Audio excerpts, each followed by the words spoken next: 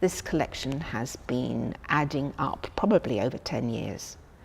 It all began with me collecting texts years ago, texts which gave me a sense of what was viscerally happening.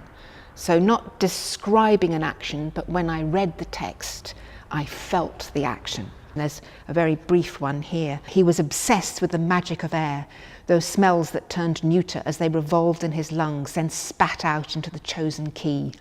So there's something that where my lungs are at work while I'm reading it. So then, over time, I've collected images, and I realized that if I put them on transparent paper, they still remain individual, but sort of collectively they feel more like my mind. They feel like my mind because one thing is layering upon another, upon another, and upon another. And I've also started to juxtapose them or place them one on top of the other, just to see what I am feeling and what am I learning when I do that. An area that pleases me more and more is this idea when we are upright, when we are between standing and walking.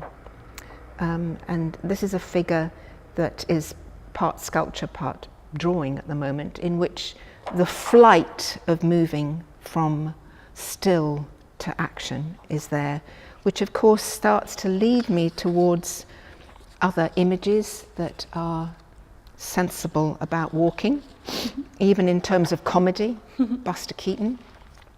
When did you become interested in comedy? I would love to make people laugh. And you do all the time. But I would love to make people laugh more. In comedy, fall is incredibly important. The fall and flight is very much part of a dancing experience, how you work between, but also not only a dancing experience, but in art, how do you make movement arrive in something which has to be still?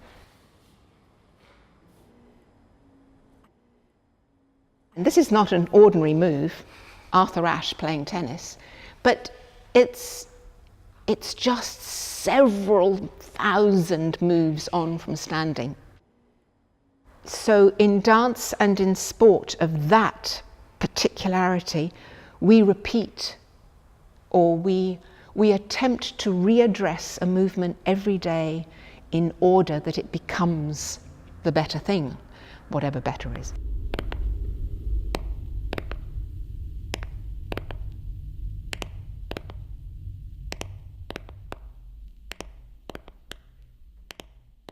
We're trying to find clarity in movement. We're trying to find not only clarity, not clarity in shape in the stuff that interests me, but clarity in the expression of a movement. I love the wholeness of the body, the fact that the entire thing is at work. But it's irresistible to look at a detail. If we just put these hands together here, these different gestures, hand gestures. I certainly don't see hands the first thing when I look at those images, but now I do. Yeah, so that you're suddenly conscious of the the expression at the end of the body in something that we're using all the time in terms of gesture, but we don't. I'm just curious. I'm just curious about where that might lead me. So you've been collecting these images for a really long time, but this method of overlaying the transparencies, of moving them around, of narrating the things that you see is, you've said, fairly new. Yeah, no, it is. Yeah. So what do you expect to happen next? Over the last few months, I wondered if I could make it into something more of an event, more, not so much a performance, but a way of throwing open discussion. I want to remain in this state of discovery, and for that reason I need to put more on the table. I need to have more of a mixture on the table. So I would like to include more science in it and more sense of space and environment and our reaction to where we are, and see where I'll go.